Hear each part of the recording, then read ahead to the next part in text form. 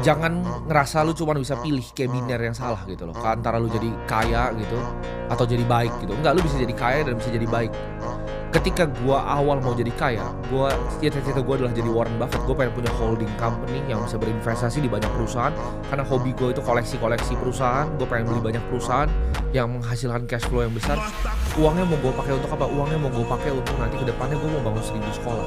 Dari Sabang sampai Merauke gua mau bangun 1.000. Sebelum gua mati, sebelum gua masuk kubur, ini pasti gua realisasiin. Dan sekarang gua masih pelan-pelan.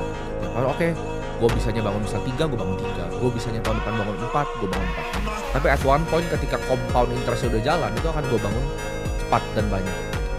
Dan gua harap itu pun ya suatu saat bisa dilanjutin gitu sama anak-anak gua.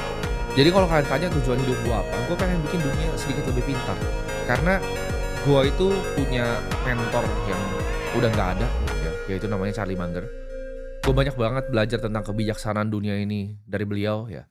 Dan beliau itu punya kata-kata yang menyentuh hati gua, di mana beliau bilang, fungsi paling tingginya manusia itu adalah bisa membantu orang lain jadi sedikit lebih pintar. Jadi manusia itu serve-nya bisa ngapain gitu. Nah, gua rasa dengan gue bangun sekolah ya, sekolah gue kan terfokus hanya untuk anak-anak kecil. Jadi dengan gue bisa bangun sekolah untuk anak-anak kecil, ketika nanti mereka SMP, SMA bisa nonton video YouTube gue, bisa jadi orang yang berubah jadi orang yang sedikit lebih pintar, goal gue tercapai ya. Hal terbaik yang seorang manusia bisa lakuin adalah bikin manusia lainnya jadi lebih pintar. Ya, dan itu goal akhir gue dari semua ini ya.